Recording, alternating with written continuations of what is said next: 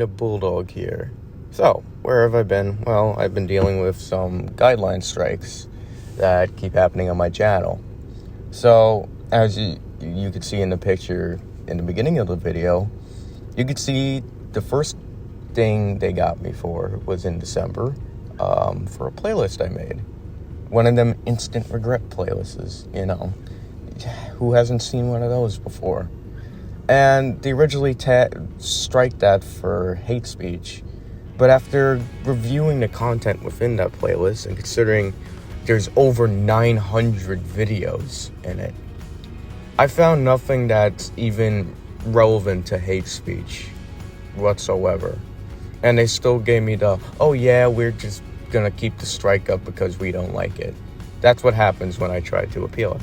Anyway, the second one, you can't see it listed, but it said it was for explicitly sexual and nude content. Basically calling it porn at this point, which it wasn't. And after reading the guideline policies and getting into a Twitter argument with Team YouTube, I determined that they were just going to keep the strike up because they don't like my channel and they don't like my videos.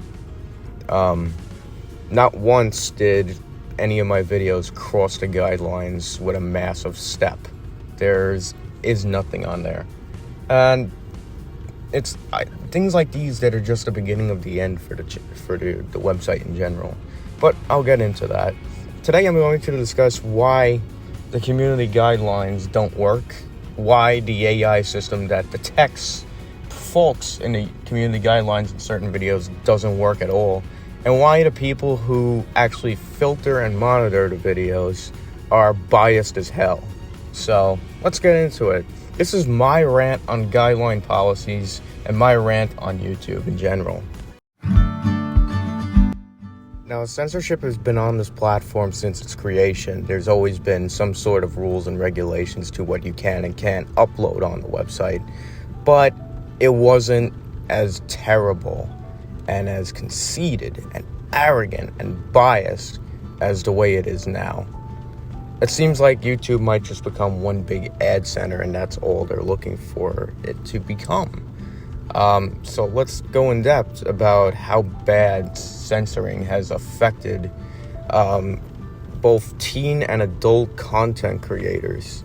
Let's take a look at it. I'm going to use one of my favorite gaming YouTubers for this section because I feel like that no matter how big of a channel you are, you still are prone to getting this. But unlike my channel, Vanos kind of just gets age restricted, mainly. Or he gets his videos taken down. He doesn't get striked or anything like that. But still, for a guy who's been making content on the platform for about 8 years now, actually more than that, it's going to be 12 years.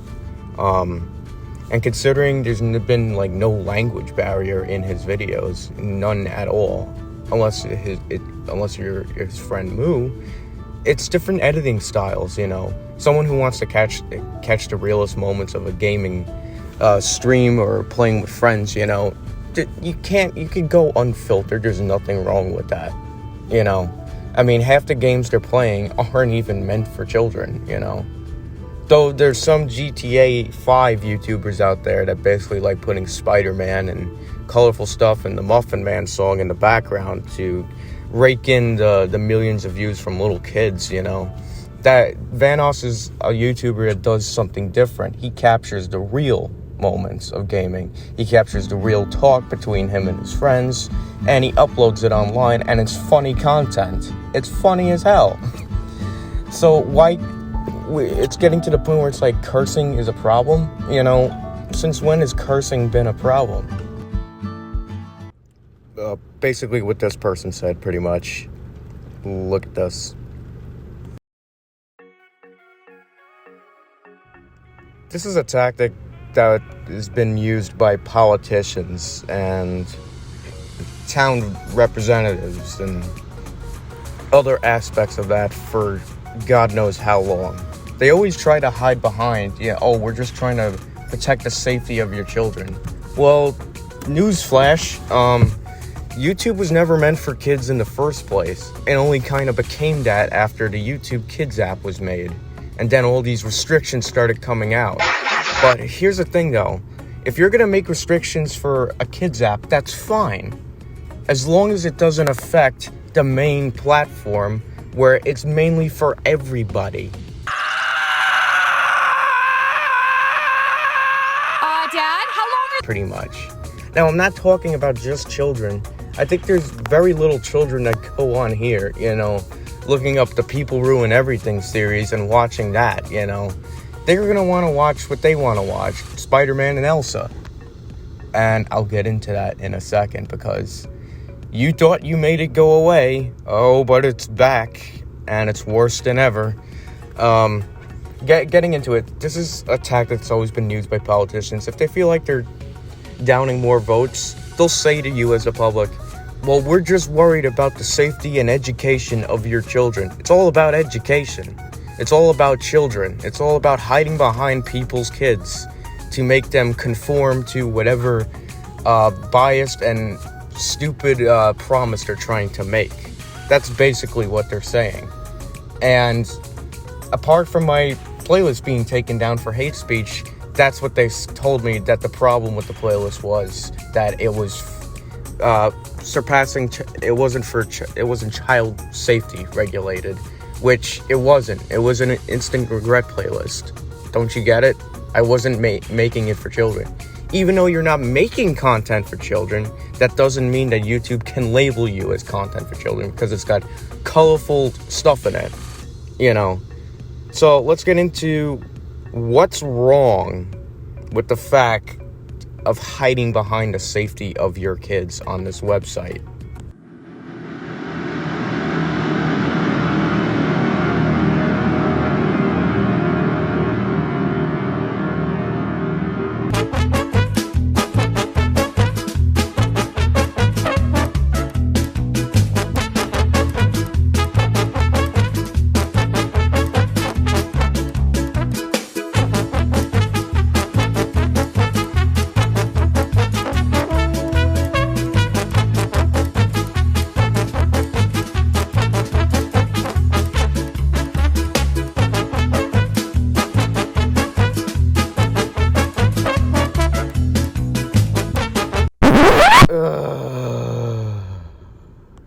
Let me answer your first question. Yes, this is real. Yes, this is recent. And yes, it's still happening. The Elsagate scandal and certain content marked for kids is still going on. Just a simple type in the search bar, typing Elsa and Anna, and this is the content that is happening on here. Not the actual movie Frozen, but pregnant Elsas and pregnant Spider-Mans is still going on, and it's all marked for kids. And in case you're wondering how these videos are even still up after the whole scandal about 4 or 5 years ago in 2018, many of us main platform users who make memes, who use clips from SpongeBob and clips from Rick and Morty, clips from, any other cartoon show that we grew up along with, and turning it into adult humor-oriented content. Soon injure your legs. My legs! You shouldn't be going after channels like mine and channels like other people, Area 89, Buzz Lighthole, those kinds of meme channels. Do not go after us. Do not go after gaming channels that occasionally swear and crack dirty jokes in their commentary. Do not go after those people. Go after the ones that are really doing damage to the website.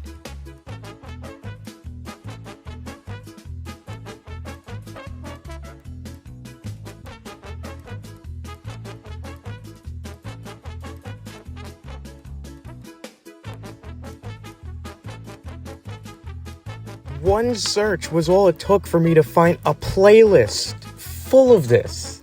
Full of all the stuff you don't want us uploading. And yet it's still up. This playlist, in case you haven't checked, this playlist was updated just 2 days ago with more of this stuff. And you're going after cringe meme creators. You're really so progressive and hypocritical.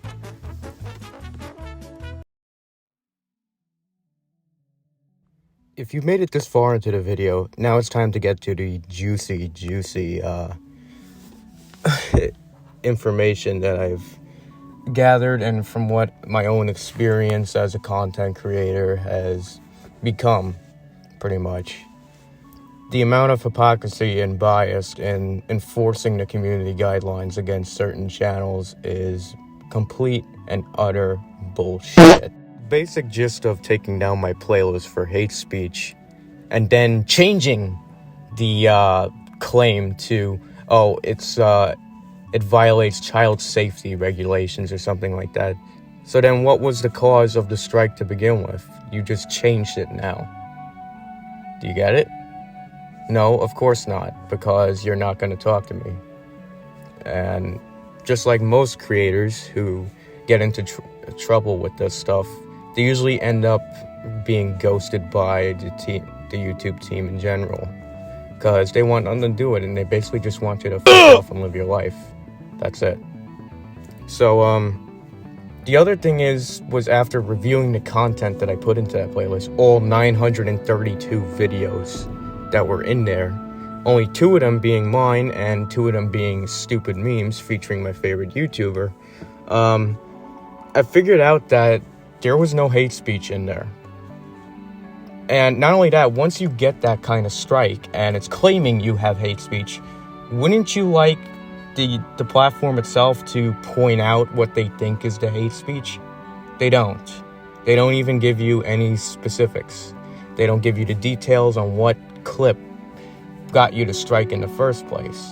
But the other thing is, why should a YouTuber who makes a playlist and gathers a bunch of content from around the platform be responsible for other people's mistakes? Do you get the real, manipulation there? Why am I responsible for other people's content?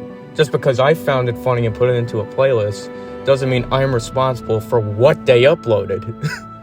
Do you get that weird sense? Now, this segment is a bit shorter, and it mainly has to do with the YouTube team itself. If you have been striked, if you have been copyright claimed, you mainly take to trying to appeal said strike. But what usually happens if you are a small creator and feel like you've been falsely striked, what happens is they always reject the appeal. No matter how mistaken they were, they always seem to reject it. Put it into perspective, when I got my second strike for a bullshit claim that I had explicit sexual content and nudity in it, I tried to appeal it, and the appeal was rejected within 30 seconds time. It's right as soon as I hit appeal, they emailed me back, it has been rejected.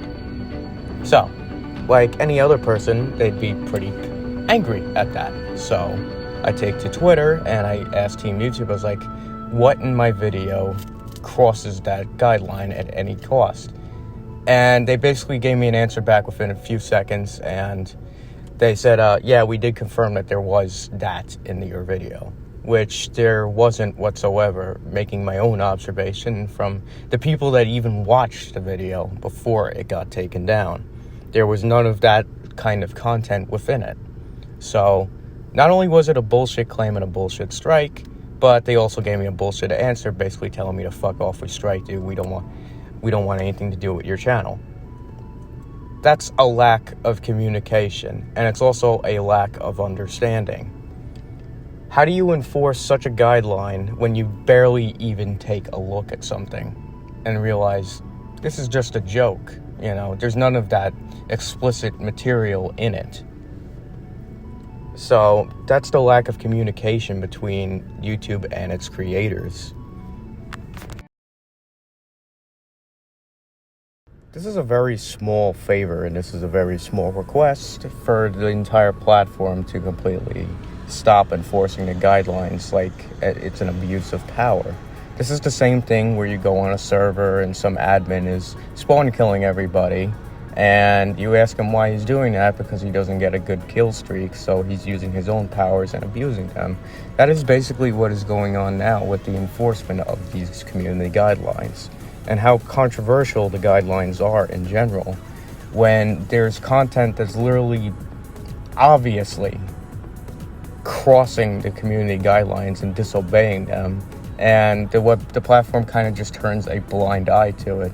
In the meantime, other content creators who are making funny sketches, memes, and stuff like that, they get blasted by the guidelines and striked and either have their channel terminated or they decide to quit altogether.